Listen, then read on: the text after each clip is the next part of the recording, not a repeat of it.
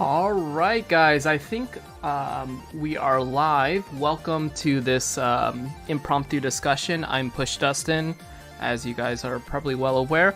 And joining me today is Riley Little. Let me unmute him real quick.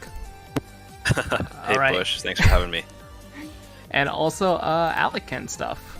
Let me unmute him. Hey, good afternoon, morning, happy time zone. Yeah, let's just check to make sure that this live stream is actually live and everything. And it looks all right. It looks good on my end. Okay. Yeah. So, can you guys let me know how it sounds in the chat? If it sounds all right, we'll just do a quick intro and then we'll actually get into the meat of things. We'll probably keep this discussion about an hour and a half in length, just because we got places to be, things to do, and on different time zones. So, Riley, why don't you just tell us quickly about your week real quick? Sure. Well, I got back from Mexico this week and was running so I run the Walmart Canada gaming accounts. So I was basically right back into work. We did a restock the day I touched down, which was a lot of fun. So a PS5 restock, I should clarify. So it's been a busy week, but a good one, I think. Okay, and Alec, how about you? It's been good. Been playing a lot of Mario Party. Has really just been my life, honestly. So, not really too much beyond that, but I guess that's a good problem to have. Such a good game, though, right? I've been loving it. Is.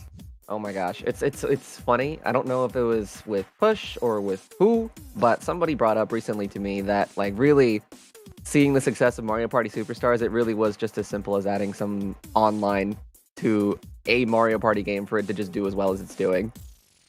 Mm-hmm. Actually, I played it a little bit at work. One of my coworkers has it, and it's I think I told you because I think you asked me like, hey, do you want to play some Mario Party? And I was just like, no, I don't really like the series.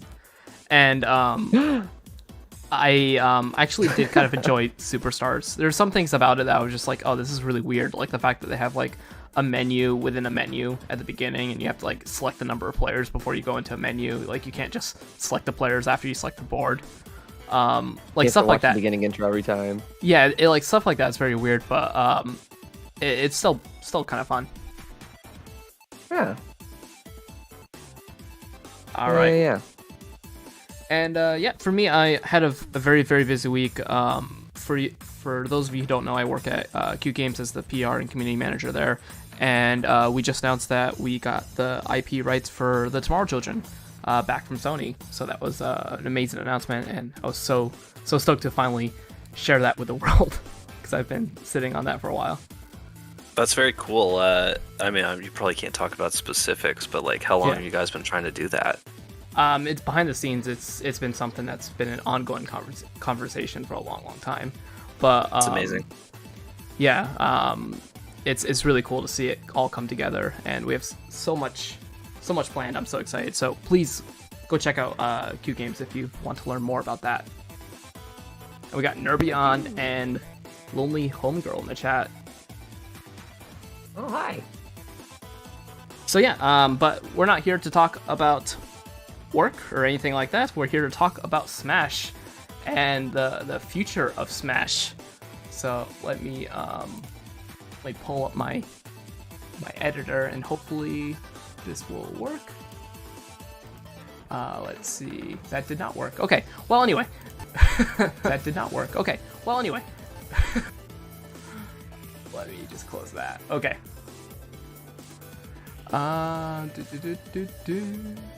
Smash time. Okay, so just was it last? I think it was 2 weeks ago now.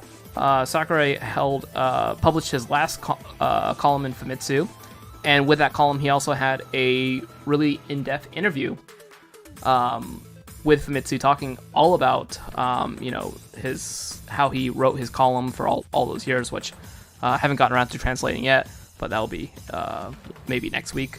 And also, he talked about the future of Smash Bros. And if you haven't checked out that translation, it's available on Source Gaming. Me and the Source Gaming team, we collaborated on that translation to provide a full translation because we thought it was just super important to, have context for everything that Sakurai says. Because while, the Twitter translations and stuff like that is a lot easier for me, they'll take up as much time. I felt like it was important to, have this in context for everyone. Because before this Famitsu came out, there was a couple of leaks and stuff like that, on the usual website, and it really didn't do justice to what Sakurai was saying. So, if you haven't had a chance, please go ahead and check that out. It's on Source Gaming right now. Yeah, and I saw it. Like, I don't think it's said enough, Push, but like the translations that you guys have done are such a service to the Smash community, because I feel like there's a lot of really poor translations out there.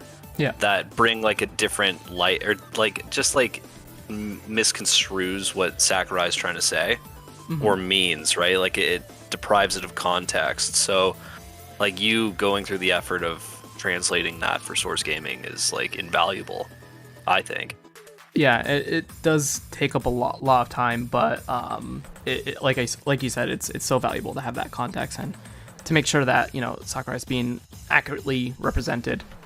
But in this interview, basically Sakurai says like he's treated Smash Ultimate just like he's treated every single Smash that this could be the last Smash for him, because Sakurai's current situation is very unique in the game industry, where he doesn't work directly at Nintendo. He doesn't work directly at Bandai Namco. He has his own company, Soroko Limited, and there's lots of rights and lots of issues with that. I know from my own job personally, I can say that legal rights are a pain in the butt. And they don't always work out. So just having Smash and just having so many IPs in one game is truly amazing. And who knows how long they can keep making sure that all the characters come back and everything like that. And this is, I think, something that Riley, you and we've talked about before. Yeah, I mean, we've talked about it for sure. Mostly based on the composition of the DLC. Yeah. Which is mostly returning characters or companies involved in the base game or in the earlier Fighters Pass. Mm-hmm. So, I mean, like, to me, it would seem like... So Nintendo's not stupid. Like, they're run by very smart people, and what they'll do is they'll actually, like, have these deals in place, and they can set them down or something like that, but they exist in blocks, essentially.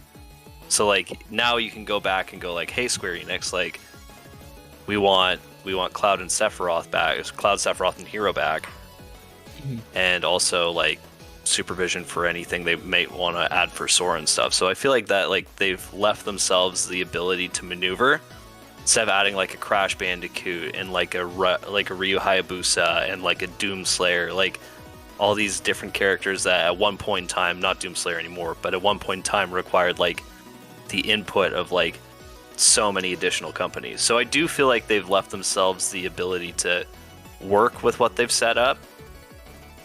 It's just a matter of if the resources will allow it, if and when they revisit Smash. Yeah, for sure. Having fewer companies to deal with is a lot easier. As you add more and more companies, it gets more and more complicated for sure. But so Sakurai says that if they were to come back, like him and Nintendo would have to have a serious discussion on how to make sure that the game doesn't disappoint fans. And I think that's something that's really key to get across, is because like Sakurai, this is something that he's constantly talked about over the years, is making sure that fans aren't disappointed and providing service to fans. He's always talked about like, look at this value of this game. It's so incredibly high. You get, a fighter's $1 basically. Like no other game has that kind of value, and he very much prides himself on that. And I think Smash Ultimate is really, really pushing the limits, more so than any other Smash game before it. No, I think you're Yeah, totally it's right. interesting. I'm kind of curious to see what the future looks like. I think Sakurai's like Nintendo kind of jumped the shark with Ultimate. If you know what I mean, like the saying is like, but basically it's just tough to call where it's going to go from here because there's so many variables, and definitively it sounds kind of like Sakurai's not working on anything right now, based on his interview that you translated. He's riding horses. He's riding horse. He's working on his horseback riding skills for sure. Yes. How about you, Alec? How do you feel about the current situation that Smash Ultimate is in, and like the future? I think, I mean, from my perspective at least, it seems like the book has closed for him in a lot of ways. I know somehow there's still people out there, and I do have a couple of friends that think the same thing, that like there's some mystery DLC or like something else being worked on, as if like it's not already been made clear enough that Ultimate is done, and if anything was to come up in the future, it won't be until it's basically another Smash game, and that's kind of what I'm anticipating. I think Sakurai and the team have kind of decided to just put a little bow on the massive undertaking that Ultimate was, which is great. And if we hear anything about Smash, like be it a new game or anything to that effect, it probably won't be for the next couple of years, which makes me sad to say. But that's kind of what I'm anticipating, is that it's just the chapter is closed until we hear about it again in some random Splatoon-looking announcement video that takes everyone by surprise again. Yeah, because I mean, like with Smash for 3DS and Wii U, at the end of that, like looking back on it, it's very obvious that he transitioned right into Ultimate. Because like the way that he talked about that, he was like, "Oh, I'm gonna take a breather," and like at that time, like we just assumed it was a new game, like a completely different project outside of Smash. But for him, like that was kind of a clear signal that no, it's a breather from Smash. And this time, I get the sense that whatever project he's working on is not Smash. Because I think he is probably already working on another project. But who knows where and who knows what kind of project. Yeah, I think that's an important thing to notice. When I say, like, him and the team are kind of closing the chapter, I mean is in regards to Smash Brothers, right? Especially since Ultimate was just such a massive undertaking, more than we can probably even realize, right? Because Nintendo's historically pretty secretive about a lot of the things that go into development with these kinds of projects.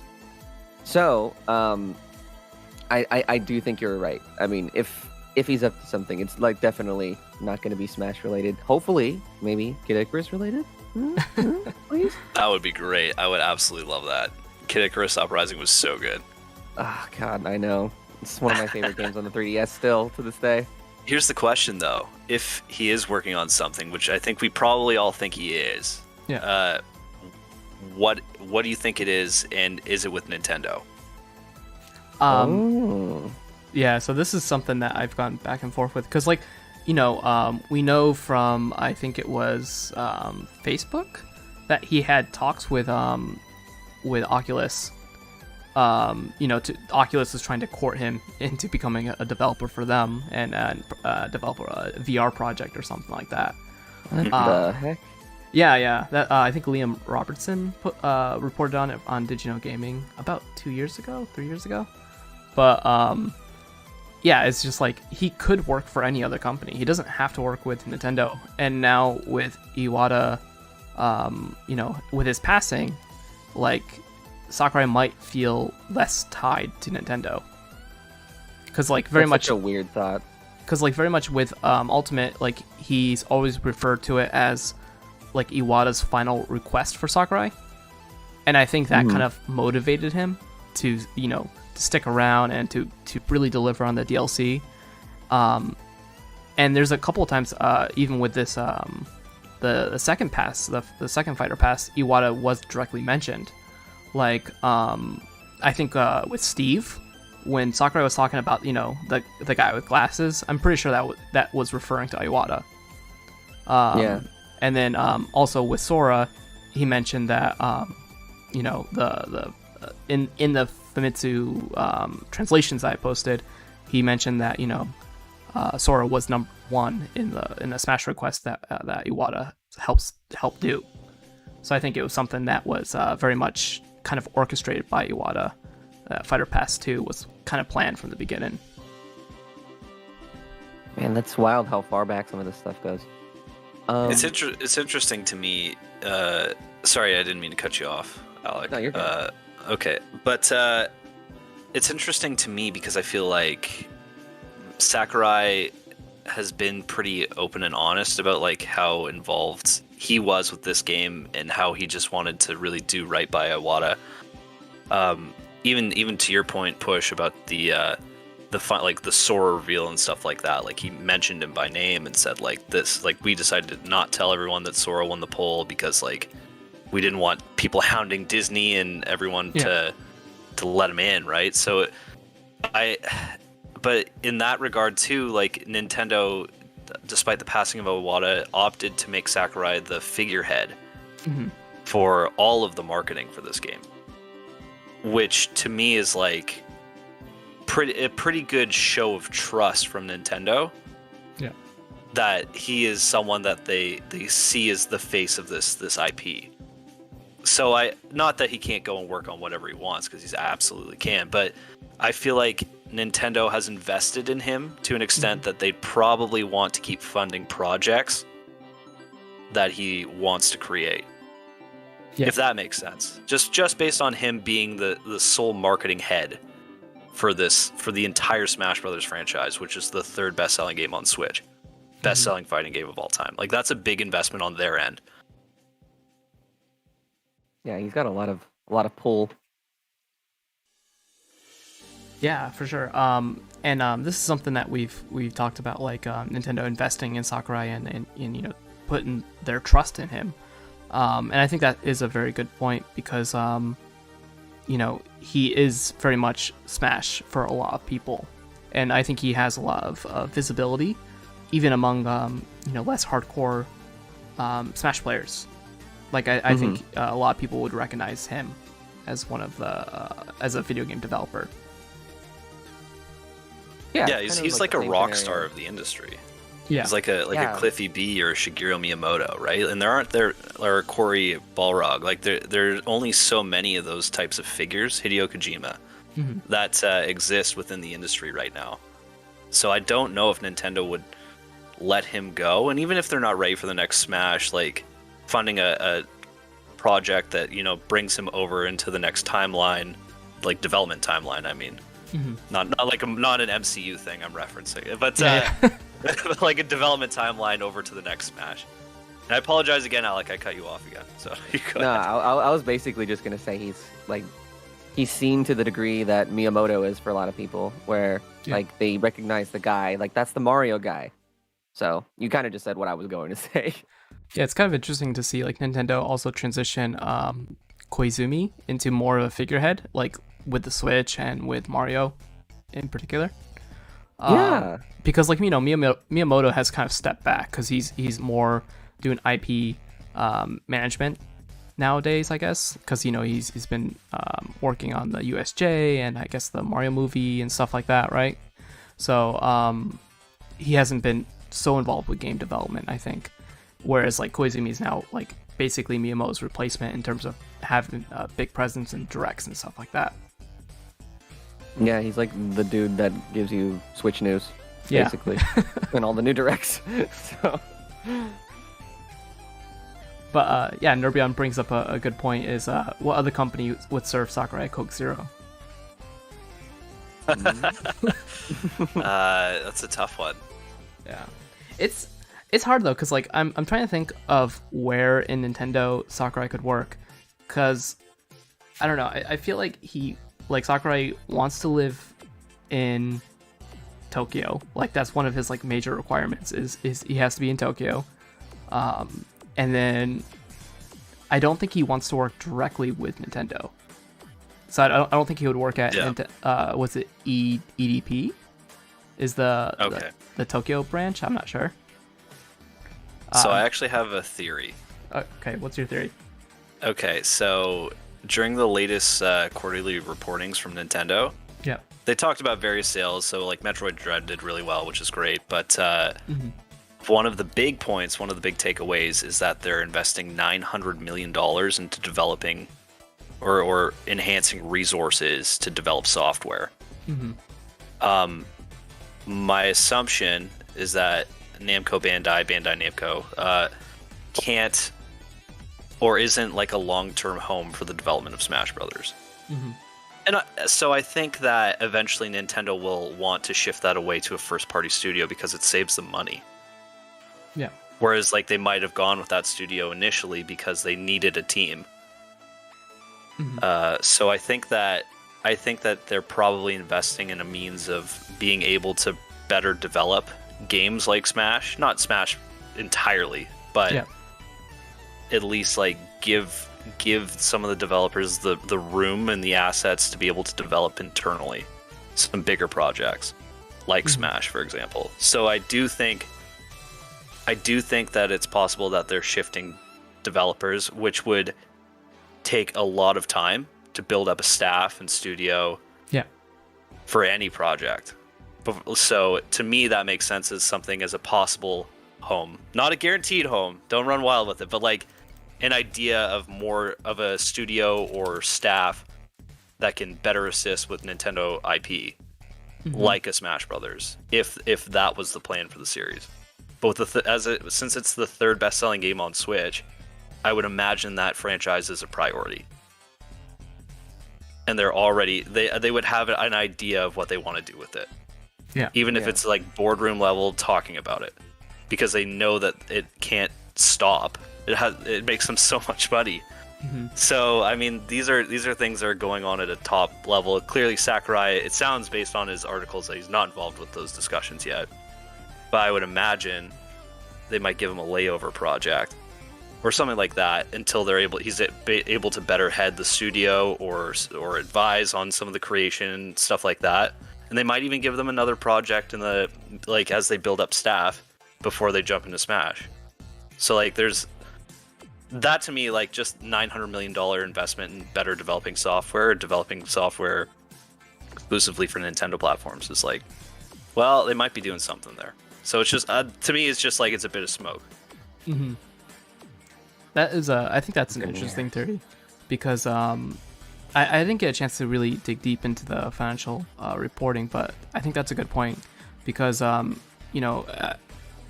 you mentioned, like having Bandai Namco is kind of like a temporary solution to a bigger problem.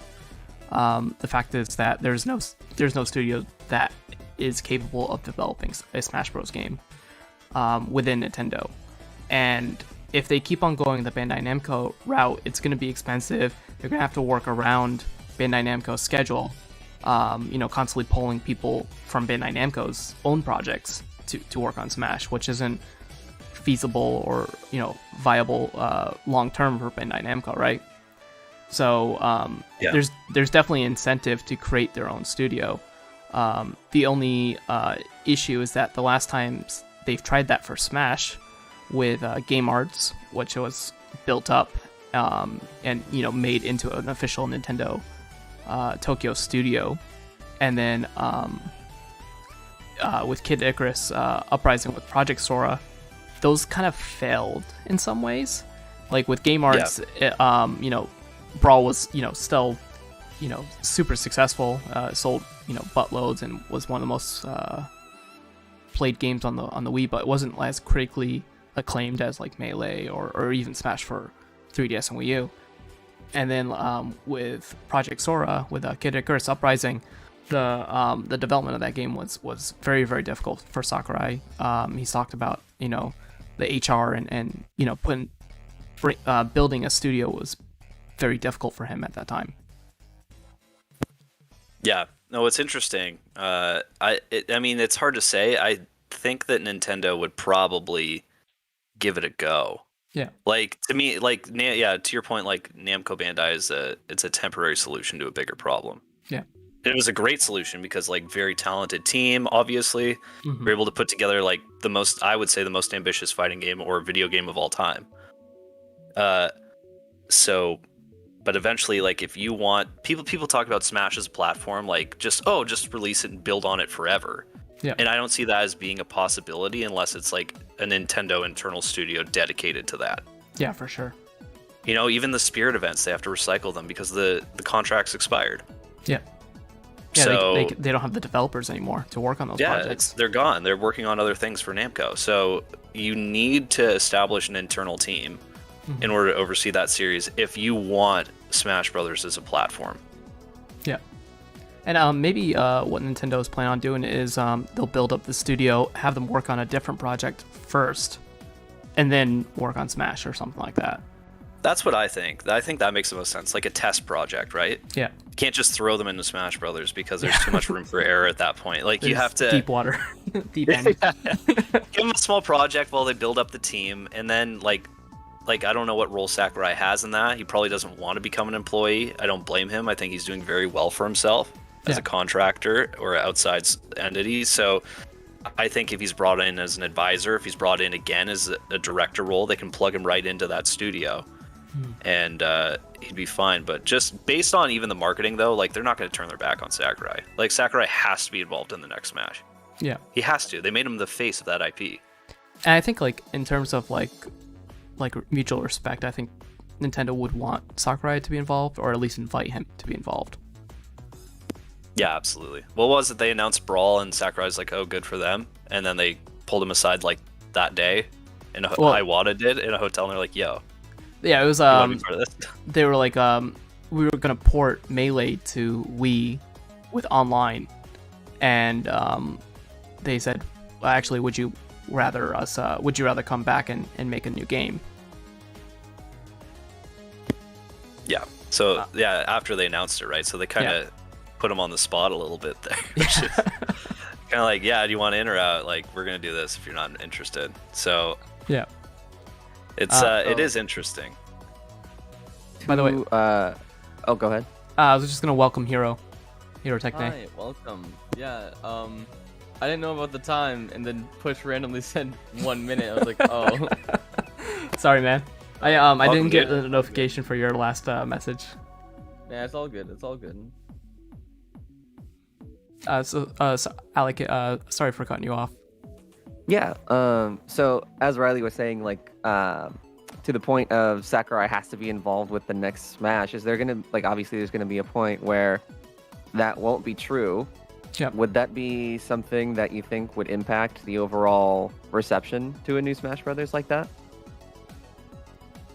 Like if he wasn't involved? Like, I do kind of worry, like, if Sakurai's not involved, the level of quality that Smash would get. Just because, like, you know, Sakurai is so particular about, like, character representation and, like, how everything is represented. I think that's why, like, Smash does have a very high quality compared to other platform fighters. Nickelodeon. Yeah. It's the first one that comes to mind. I think, well, Sakurai's talked a bit about it too, and correct me if I'm wrong, Push, where he said he talked to Harada in the Harada's Bar, whatever it was, series on YouTube, and he discussed, like, people think I should retire, or not should retire, but people are worried about my health and stuff like that. He's like, I'm fine. Yeah. He said most directors, Harada's like, everyone's worried about your health. He's like, can you tell them that you're okay? He looks at the camera. He's like, I'm all right. Don't worry about me. But it was very funny. But basically, he's like, yeah, most directors in the industry retire like 60. But he's like, but I feel like he seemed to be eager to keep working. Yeah. I think he genuinely likes what he does. So I do think, like, even if he reaches an age where he wants to retire, like, he can take on a Miyamoto-like role. Yeah. And just, like, oversee or advise on aspects of the series, even if he's not directly overseeing it. Yeah. You know, he can always have his name attached to it. So, over the years, like, Sakurai has talked about this a lot in his Famitsu columns, where he's like, you know, like, people have roles in society, like this philosophy that, like, everyone should has something to contribute, and that specialists create the world, and that everyone should strive to be a specialist in their own field, and then push that field further. And so the way that Sakurai sees himself, as far as I understand, is that he thinks of himself as a video game designer, as someone who creates video games. He doesn't think it's like an inherently important role in society. He's like, oh, this is something that people enjoy in their free time, but it's something that can be important for providing like relaxation and stuff like that. But in terms of retirement, he still thinks that he can provide value in this field. And so with his comments in Famitsu and also on Harada's bar, I think he made it clear that he's not retiring yet. The misconception that he was retiring actually came from a Famitsu.com leak that was then translated by other websites. Yeah. That's interesting that he doesn't really consider it as important as pretty much everyone else in the space considers it. I mean, like, video game I think he's like, like thinking of it as in terms of like, farmers and stuff like that, in terms of maintaining societal order and stuff like that. Oh, right. Yeah, Okay. Yeah, not talking more of like yeah. essential workers. Yeah. Okay.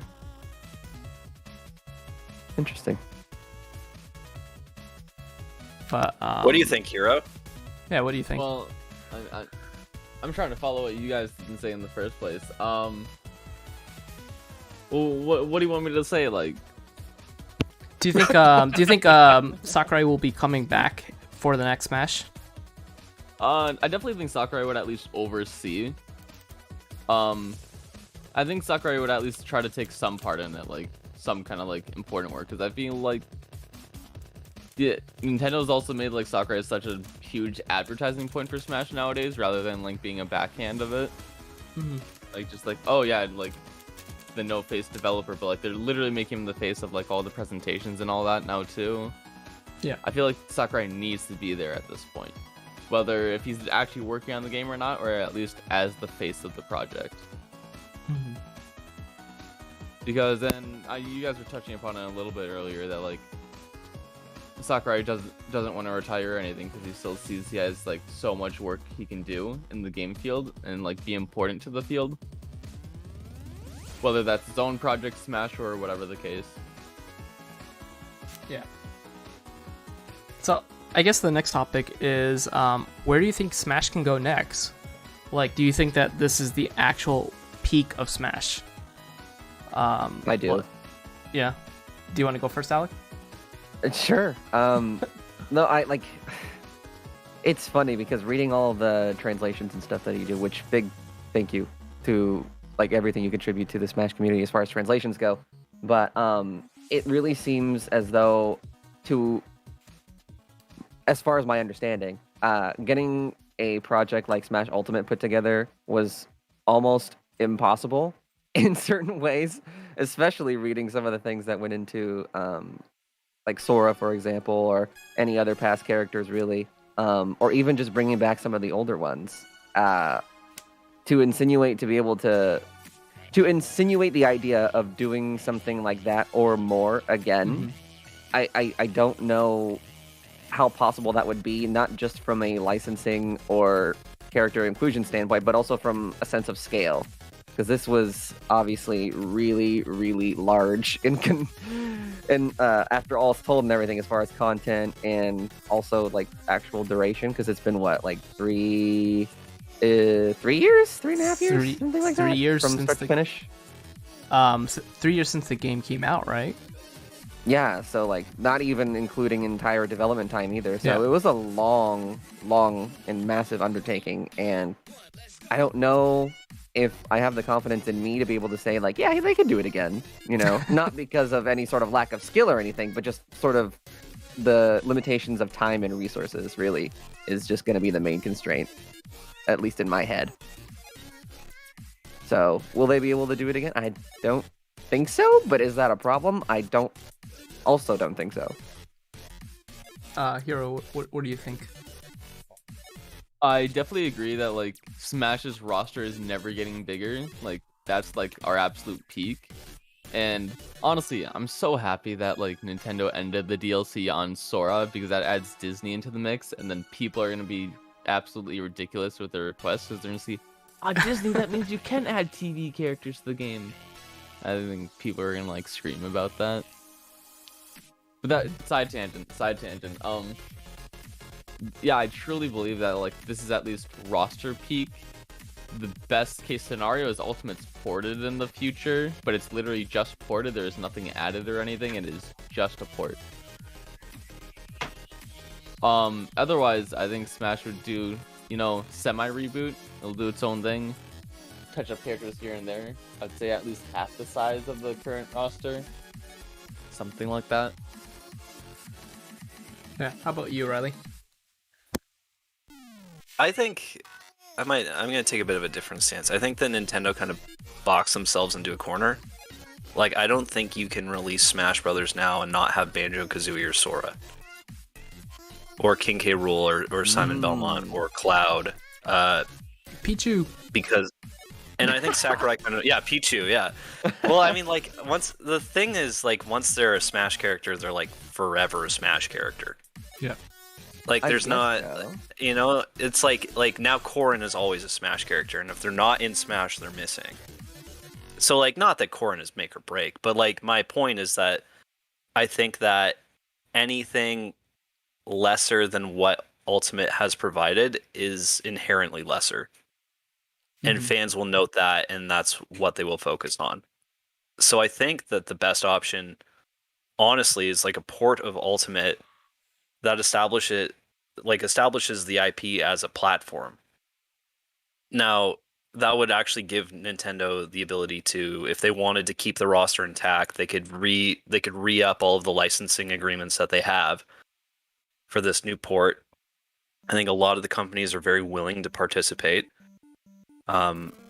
Even Nomura was talking about how awesome it was that Cloud and Sephiroth and Sora were all in Smash in one article. And Push, who wrote that again? The one with Nomura. Yes. Where it recapped all of the. Yeah. I remember him saying something like, it was very easy to work with Sakurai. He was very happy to work with Sakurai on those three projects. Yeah, like, I don't think any of the deals in place are like... I think mostly Nintendo is pretty smart, and they know how to, like, put a deal together. Yeah. They've done some amazing things. So I do think that they're capable of maintaining the roster. If you have to, pay like they port Ultimate, it's Ultimate DX, and it has improved, like, online, all that stuff. Like, I think you could continue on what you're doing, and even if it was a matter of, like, all the licensing fees, like, it's really adding up in order to maintain what we have. You have to charge, like, a slight premium to HDify the Fighter's Pass and carry it over to this new game. I feel like people would pay $20 to do that. Like, I feel like there are always ways to, like, maintain what they have, if need be, if it's a matter of, like, revenue. Well, man, paying an extra $20 for something last month don't didn't get me wrong, seem to it's bode not well for ideal. that. Not ideal, but, like, I think that there are ways of, like, bringing or maintaining Sora and maintaining Sephiroth and maintaining Banjo-Kazooie and Steve and all these characters that now are staples of the IP. Like, you kind of have to have those characters. Yeah. Yeah, and like, so for me, I feel like, they definitely are in a weird situation, because, like, if they go with the whole motif that everyone is back again, it feels less special, pun very intended, and it's just like, yeah, you can do it again, and, like, people are expecting it, because, like, no one likes cut content. Like, no one's gonna be happy with cut content. But it just feels like, from a creative point of view, it's less interesting, because it's like, oh, we've already done that. Like, it's Mario Kart 8 Deluxe Plus. Like, yeah, that's easy money, but, like, it would still sell a lot of money, and Nintendo would, the shareholders would be very happy. But it's just like from a creative point of view, it's just like, let's just work on, Mario Kart 9 or Mario Kart. I guess Mario Kart 9 is Tour, but Mario Kart 10, stuff like that. Oh my god. So Push On, I want you to think about this. So Yeah. The next Smash trailer, Smash Ultimate Deluxe, they call it. Yeah. They show the logo first. They redo basically what they did with Ultimate, and they show like every character, all the numbers. Then randomly, I think Sora shows up, and then you hear the crowd chant Sora, Sora. Then there's like 5 fan items that spawn. Everything is here, and then like Coin Battle comes back, the Cracker Launcher comes back. I mean, people only care about roster. Like, that's why people think that Smash for 3DS and Smash for Wii U are the same game, even though they have very clearly different modes and stages. Nah, I'm telling And you, trophies. fan item is what's gonna like triple Smash sales. I don't know. It's just That is an interesting point to make. Like, nobody, at least in my knowledge, was like, oh my god, yeah! The Minecraft stage! Yeah. It was more hype for the character. Which Yeah. Yeah, I never well, it's thought of it interesting that that we're talking about like Smash Ultimate DX, like a director's cut, and that was something they actually considered for Brawl. No Push. Yeah. So not necessarily with. So with Brawl, they said that Sakurai said there was like some consideration for DLC content, but because of the Wii's limited hard drive, they were unable to make that a reality. And then like in that same interview, he mentioned, oh yeah, we could have done a definitive version of Brawl, but we were all already kind of pushing the limits and just didn't seem that interested. Like, Nintendo's not that kind of company, is what he said. Which is weird because then they turned around and did Mario Kart 8 yeah, Deluxe. Mario Kart 8 Deluxe. I'm unwilling to rule out an Ultimate DX director's cut because I feel like it makes too much sense. Like it's like all you really need to do, like whatever their next console is like maintain what you have. And if you can maintain what you have, I think people will be happy. Yeah, just improve on but it's like small improvements, right? Like you can redo the textures, like make the characters look nice if you actually have a 4K console. You can improve the online, make it competitive. You can do all of those like tweaks that you can only really do if you like change sort of the base. Yeah. You know what I mean? Because like the whole online infrastructure basically has to be ripped out and redone. Yeah. If you wanted to do that. Yeah, if you want to do rollback netcode, you would have to basically reprogram a lot of elements of the game. Yeah. So that would probably be very difficult. I do want to just briefly touch upon one point that Retroman was saying, is that everyone said that Brawl would be Sakurai's last Smash game. Sakurai himself has said that, even in an interview that I translated 2 weeks ago, that he treats every game as his last Smash game. So that's why he's constantly saying, like, this is the last Smash game, this is the last Smash game. Because for him, he doesn't know if it's going to continue or not. Man. And then also make sure that he gives it like his all, all, because otherwise, there's another Smash game, I can work on like improving it next time. But then he like forces himself to like give it his all each project. But I'm pretty sure he would anyways, but it's like an extra motivator. With Riley, with your point about Mario Kart 8 Deluxe, I feel like the justification, the quote unquote, for that was because it was a new console. So yeah, I think like if they were to have a, new Switch or Switch Pro, Switch Pro DX, Wii U. I don't know what they're called. That's a good name. Well, I'm so the new Nintendo Switch. Yeah, I'm so thrown off by Nintendo because like for 2 years now they're like Switch is halfway through its life cycle, and they said it again. For 2 years they've said that. So it's like clearly well, what they're doing is working. So they're not in a hurry to leave it behind. Yeah.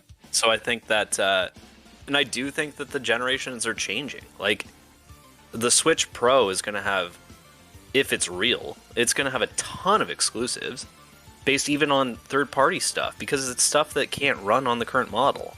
Mm-hmm. So I feel like I feel like we're at a point now where the Switch just lives on forever, probably. Yeah.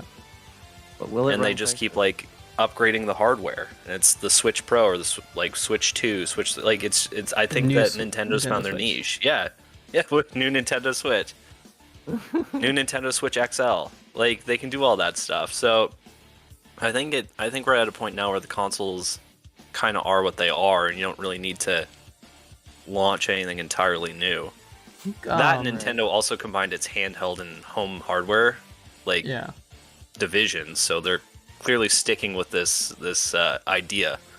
I don't know enough. I don't know enough about hardware, but maybe Hero, you might be able to answer this question.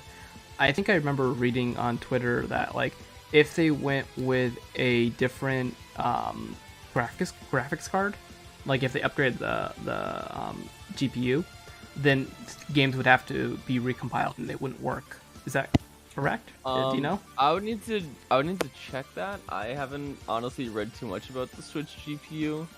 From what I remember, there usually is something like that, because it's like if you update your own like computer graphics driver, that like usually everything resets. Most games have to like readjust for it a little bit, but that seems weird. Usually I don't hear much like that.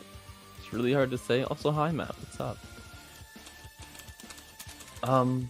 Is the Switch ARM based?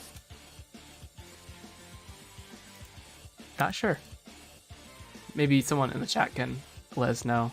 Because I think that's like the issue, like that's preventing the Switch becoming like the next iPhone, where it's just like, you know, every year or every 2 years you get an upgrade and everything is backwards compatible.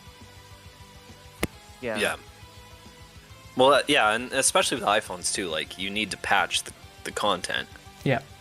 So like, I've heard people talk about what the Switch Pro would be, and if it was a matter of like needing to patch existing software, I think Nintendo could do it for its first party.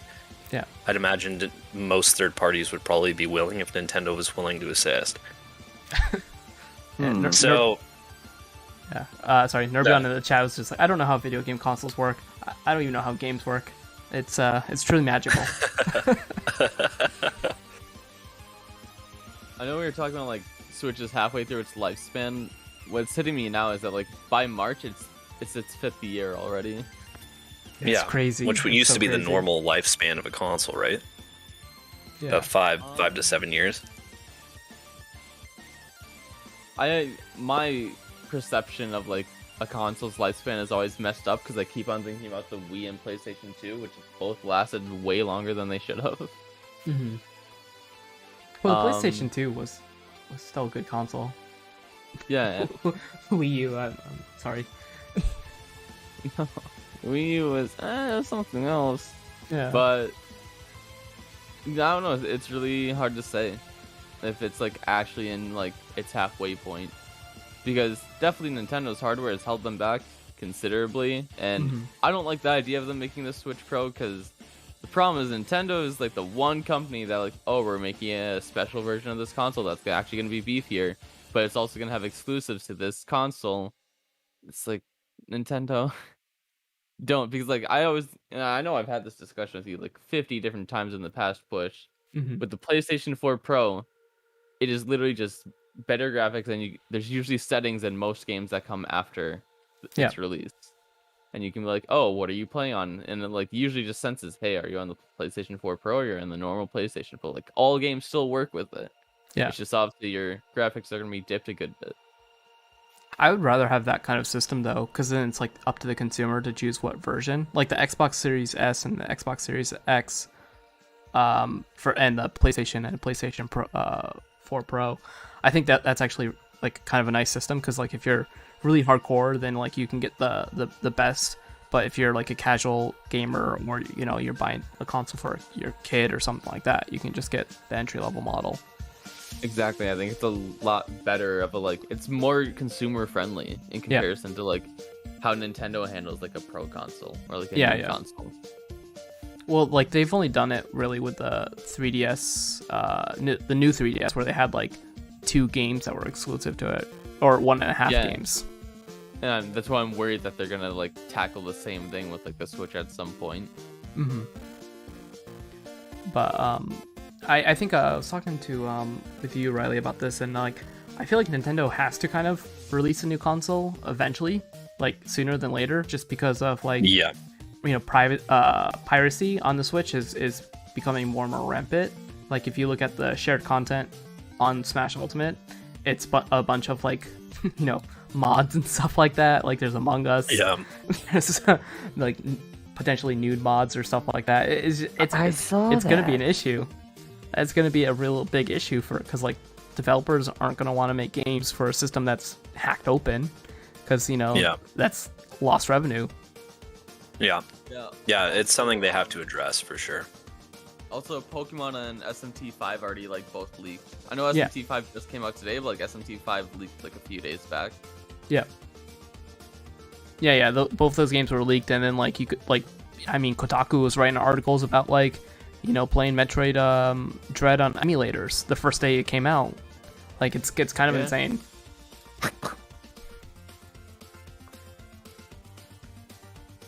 So, I don't know.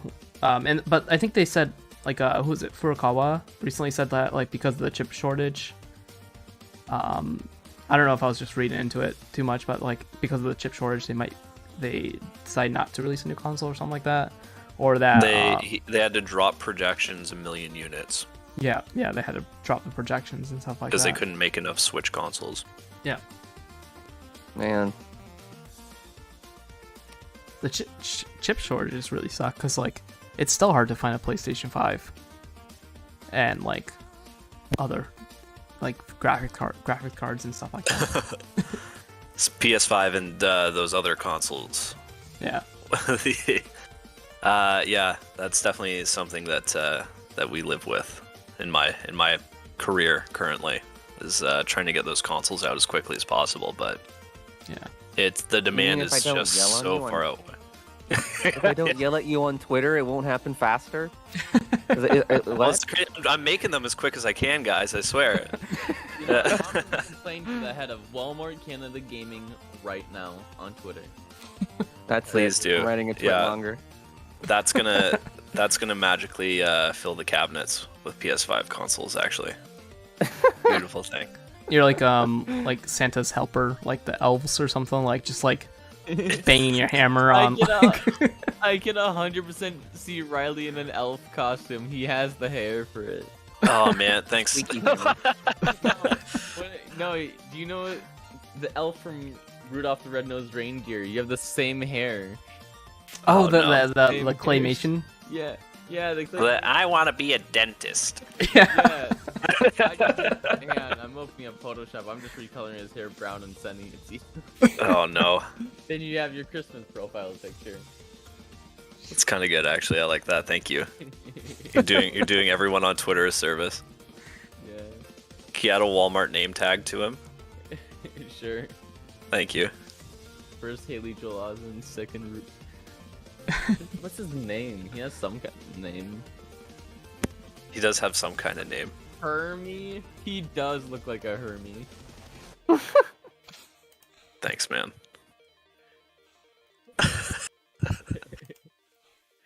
Well, yeah. Smash Brothers, though. Smash Bros.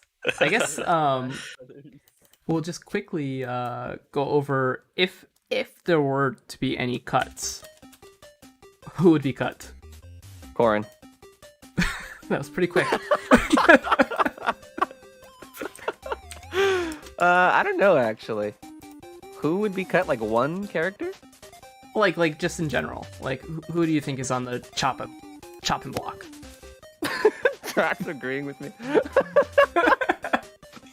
I don't know. I guess I'm gonna base it more off of like, I don't know, like just crowd favoritism rather than licensing issues or stuff like that. But I would probably say, like, in a serious tone, I would probably say like Corin or Young Link maybe, or even Wolf. Young Link stays. But yeah, probably one of those three for sure. I'm sorry, here. Can you say that one more time? You're a little bit soft, actually. No, I'm bribing Sakurai. He is keeping Young Link in Smash. He never leaves.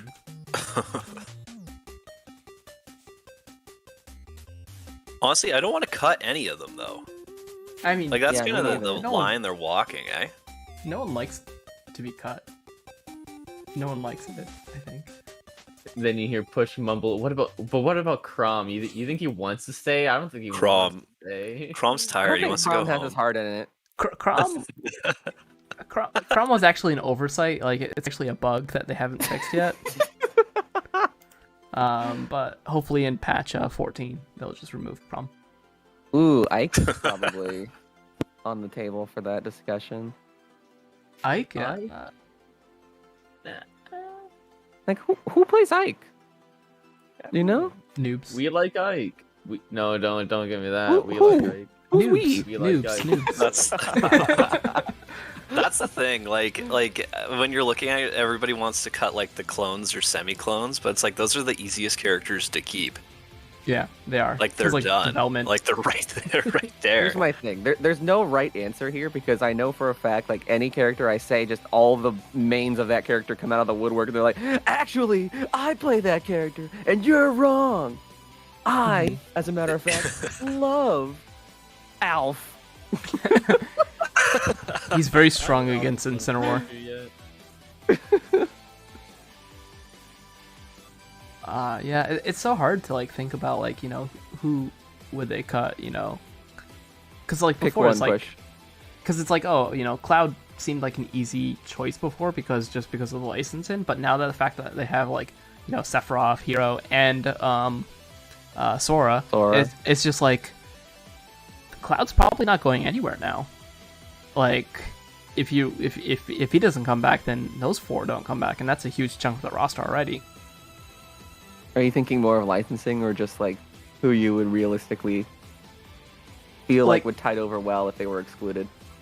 I think if tied over well would probably be some of the Fire Emblem characters, just because like like Lucina, for example, like even though she's really easy to implement and everything like that, or Crom. Like, Wow. Crom. I'll take Crom. Lucina, she has to stay, or else my existence is gone. I don't know what I would do. Talk about cutting Link, young Link, but then you're like, oh no, Lucina, pray. Dude, his game is older than people that play this game. Yeah, good. Which I guess doesn't really have any like relevance, but I don't know. Give me something to hold on to, okay? I feel like Terry It kind of blows my mind that we look at the roster and we're like, oh yeah, they just added Sephiroth, but he's probably gone next game. It's like, oh man, all that work just is like gone. It's like it just kind of blows my mind. yeah. Yeah. How about you, Riley? Are there any particular characters you think could be cut? Corrin. Just Corrin? See, Just it's Corrin, so I think. easy. Oh my god. It's like Corrin's like, I don't know. That was like, it just felt like such a misfire. Like I don't mind Byleth. I actually think Byleth is kind of cool, Mm-hmm. just based on Byleth like is it cool. modernizes the roster a bit. But I don't know. Like I don't know what you cut. I'd keep Ike. I'd keep Marth. Marth is like a staple now. Maybe Nervion said Robin cut because he's a bit everyone. different. I think that's it. I From think Fire Emblem anyway. I think Nervion has the right idea. Cut everyone. Everyone is cut. I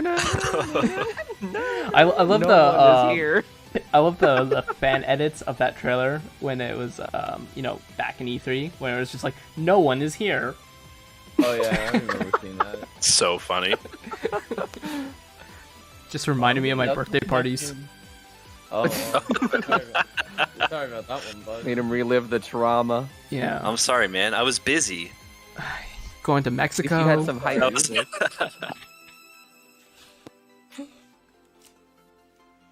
Dark What? Samus.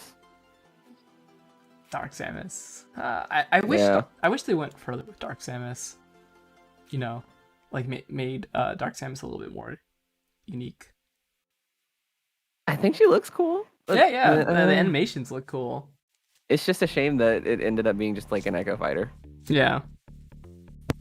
I think if they port Ultimate, they'll like redo Samus to They be more really- like Dread, like they the really Dread should. look. That would be sick. That would be so good. That would be sick. Just modernize it a bit like they did with Link. Like, it makes sense, Yeah. too. And then Dark Samus can maintain, like, the original Samus moveset. Would differentiate the character a bit. Yeah, if it really feels like looking at the characters and how they play, like you can feel what version they came in because of their moveset. Yep. Like the later Yep. ones are so much more intricate with like systems and how they play, where the earlier ones are just so much simpler. Yeah, I agree. So I feel like some of the older characters could use a redesign. Mm-hmm. Like, And cut Jigglypuff. Get it out of there. oof. Add Meowth. What's Jigglypuff doing in there? It's not even a real, like, big Pokemon. The Jigglypuff was just added because they could reuse assets from Kirby, Kirby. right? Yeah. Yeah. It's just interesting to me, because, like, I feel like Meowth is still, like, a staple of that IP, right? Like, it's the cat and mouse. Well, it'd be Eevee now. Maybe I was Not gonna Meowth. say Eevee or like Sylveon or something. Yeah. You gotta go Meowth, guys. Come on. Meowth is like for boomers. I'm sorry, man. What? Meowth is for boomers. He's like Wait, the he's main not bad wrong. guy in the anime. It's like one of the main guys. It's Eevee now. Yeah. It's all about Eevee. Yeah. Sylveon. Piplup. Get Oh, outta here. Piplup's another one. Oh, Retroman said Old Sheik man should yells be at cut. Cloud. Wait, Sheik should be cut. I don't know. Yeah, I mean, but where were all the hardcore players play? Yeah, speaking of characters for boomers. I kind of like That's like that Zelda as a whole is like it represents different facets of that IP. Like every character is like a little different. Like you have Breath of the Wild, and then you have Ocarina of Time Ganondorf, and then you have like A Link to the Past Zelda, Hmm. and then Toon Link, and then Young Link from Majora's Mask, Ocarina of Time. Like I think it's kind of cool how they. I just wish they Did that. they brought in my boy Tingle, True. so then that way No, I nobody could wishes be that. I could be represented in Smash. You know. I still wanted like Skull Kid, Yeah. Majora's Skull Kid Mask. would be That so would have been cool. really cool. I feel like that mask is iconic. It really Like, is. even if you don't know, if you've never played a Zelda game, you look at that and you're like, oh yeah, it's the Zelda mask. Yeah. Yeah. Riley, don't look at the Discord thing. I'm gonna look at it right now. Okay. What? Let me see if I can open this in the. I Important. hate that you did that. Kind of love it though. That's the guy that wrote the Walmart candidate account? Riley, There's too. there's Riley just hammering away on the PlayStation 5s. Yeah. I'm working on it, guys. Did you just turn on your webcam? Oh, you actually put it up. I can't believe that. Oh no.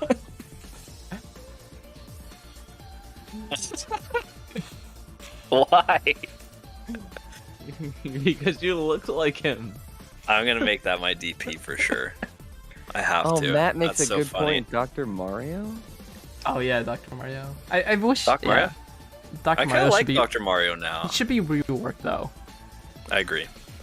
Like Yeah. actually more representative of the game Should make it somehow. Dr. Mario and Luigi. Dr. Mario and viruses. Actually, you know what? Remove the Dr. Mario and Luigi. Make it Dr. Goomba Stack. yeah. No, make it Dr. Baby That's Rosalina. what the fans want. Oh, But yeah, I can't believe that game got shut down. Well, I mean, I can believe it, but it's too unfortunate. It's so unfortunate that It's sad. it's so but it sad makes when sense. when games disappear like that. Yeah. I hope they bring that because it had a lot of content in it, like all the levels and everything. Like they should Yeah. just bring that over to the Switch or something. Just make it a paid title. I think my favorite part about that game is seeing all the new character reveals and just having Yeah. that discussion of why is the Mushroom Kingdom giving a a license to Dr. Baby Wario. That seems kind of dangerous, actually. you just need the doctor robe, Yeah. I'm pretty sure and there's a you dolphin legally in can there, perform too. surgery in the Mushroom Kingdom. Okay, if you guys, so looking at the roster now, let's say it gets a port. Who's the first new character that gets added? Mario. The first new Oh, character. like new character. Oh, Yeah. Wait, Mario's in the game? Whoa, hold the Wait. phone. Leak. Hold on a second. Are we thinking first parties or are we thinking third parties? In general, like if they're gonna kick it off, who's gonna be the inkling of the next Smash? Master Chief for sure. I don't think they would start with Master Chief. Yeah, I'm thinking like if we're saying start of the game, I'm thinking for first parties like the first thing they show, but I'm trying to think of like who's big for Waluigi. Nintendo right now. Waluigi. Yeah, I think Jacob is right. Waluigi. I think starting it off with Waluigi would be pretty good. They could like kind of do a fake out, make it seem like it's an assist trophy. And then they show all those assist trophies that become actual fighters like Bomberman and Isaac. Oh god. I'm coping. I'm Actually- really coping, but Bomberman. I'm gonna change my answer. I think it's Ring Fit Adventurer. I think that would be like the second or third, like they did with Like a Wii lead in. Fit. Yeah, like an Isabelle spot. Yeah, That'd be cool. And but And we Gino. are talking about Get smacking Gino in there. and or what about we're instead predicting of characters. the Ring Fit, the dragon, the buff. That would be Oh. so funny. The buff the magic dragon.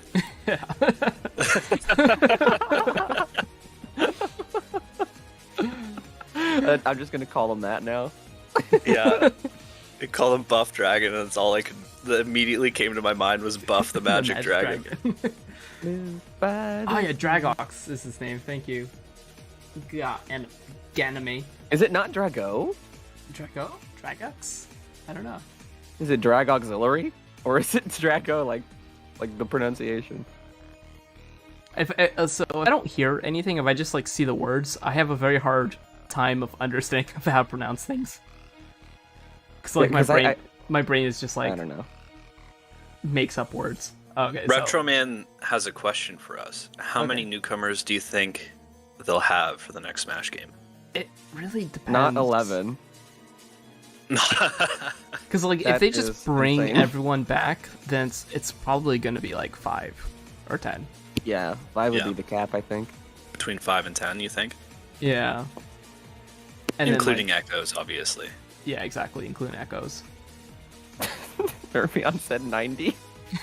90 newcomers, just double the roster. I mean, Nervion did say he didn't understand how games work. That's okay. Yeah, that's true. To be fair, I don't either. Yeah. I'm just saying numbers.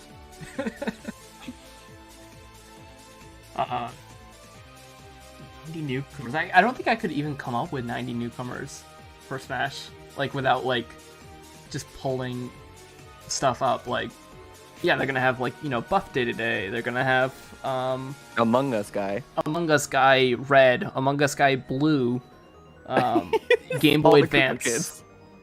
I'm just naming. It's Sega Dreamcast. I'm just naming stuff in my room right now. Like, the Ocarina from Ocarina of Time. A Razer mouse. This is easy. Never mind. 90 characters is easy to fill. Yeah. What would Sega Dreamcast move be? it would just be the Monkey Ball moveset. He would just be in a ball, Ah. and he would it's literally just like Yoshi's side B, but infinite. Its projectile end. just launches the little like Game Boy cartridge out of the controller. I have a better idea. Like, Oh, okay. you control the Dreamcast, but like his moves would basically call upon Segata Sanshiro, and Segata Sanshiro would like fight for you. Okay, how do we get Sakurai on the phone? Luckily I have his phone number. Hold on. Okay, yeah, Smash Ultimate's not done yet. They need to add one more. Yeah. Bring it back, you're not done. Get back in.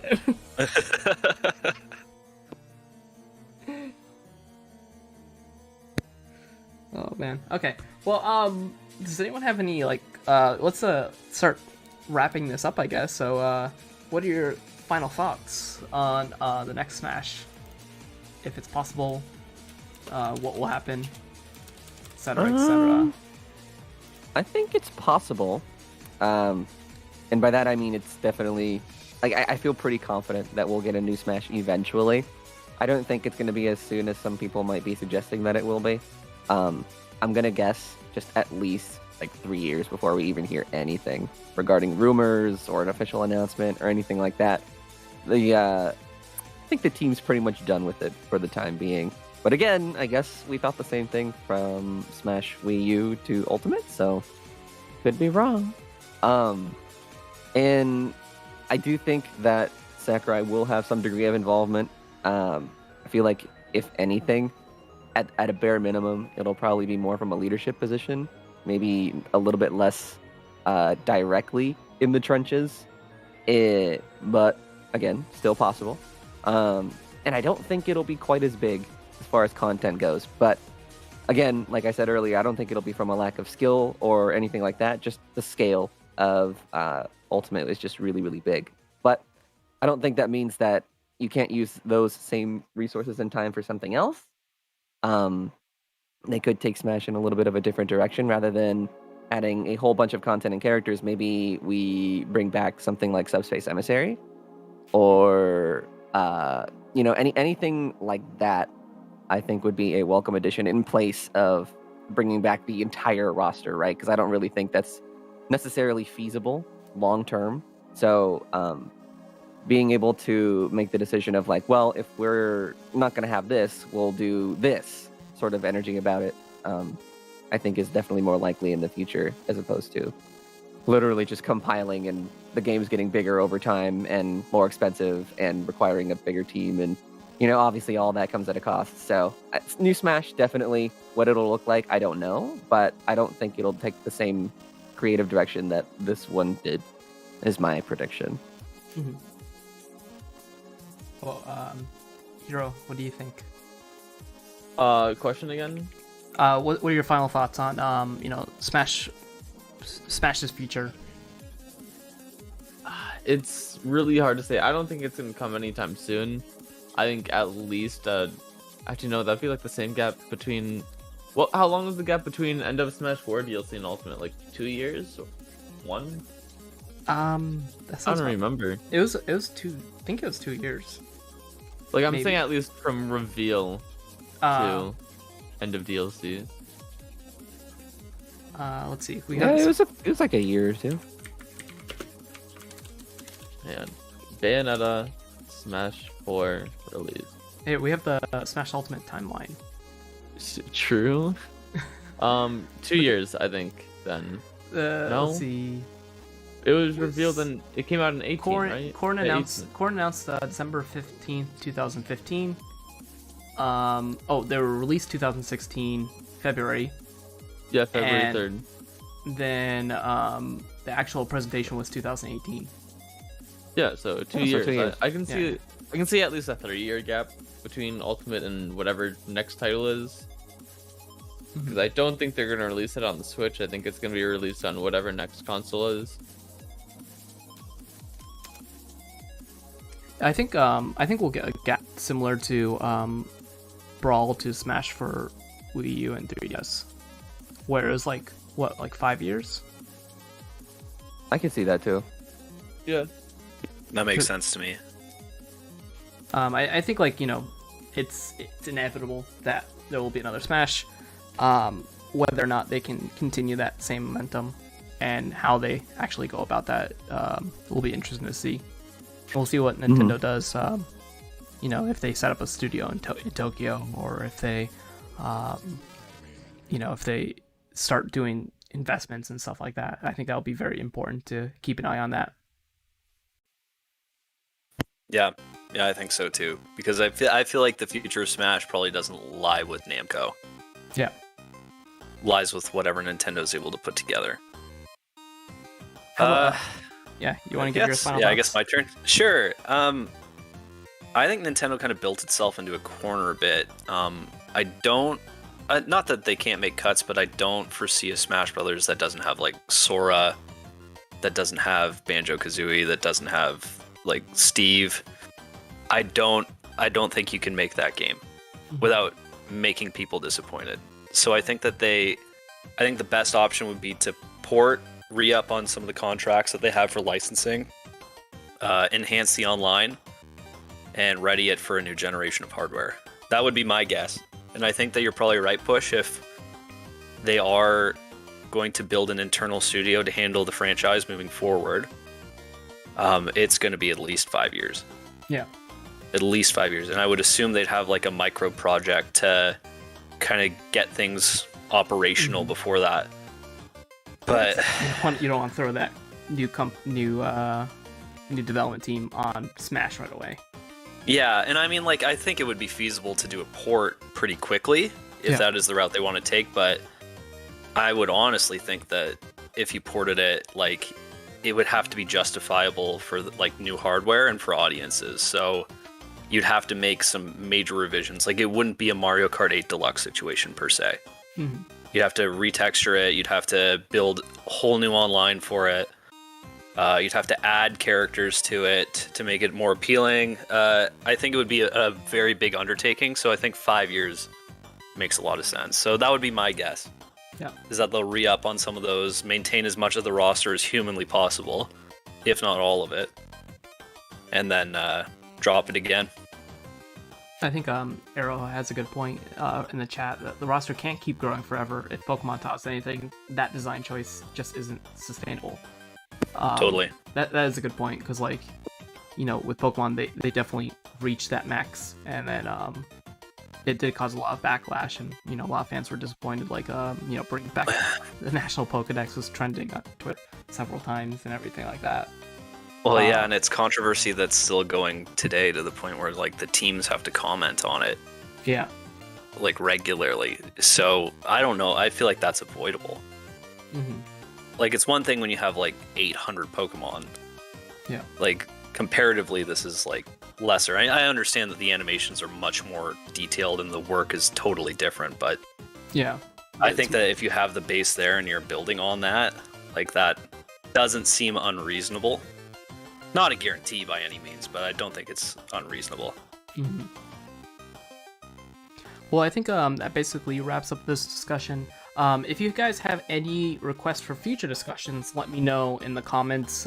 You know, actually comment in the video, so that way I can set those up in the coming weeks. I'll be trying to do this every once in a while, probably like at least twice a month. So make sure to subscribe. Everyone's social media is in the link in the description, so please go and check that out. And thank you all for joining us today. Yeah, thank you for having me. Yeah, thanks for having me, Push. Thank Yep. you. See ya.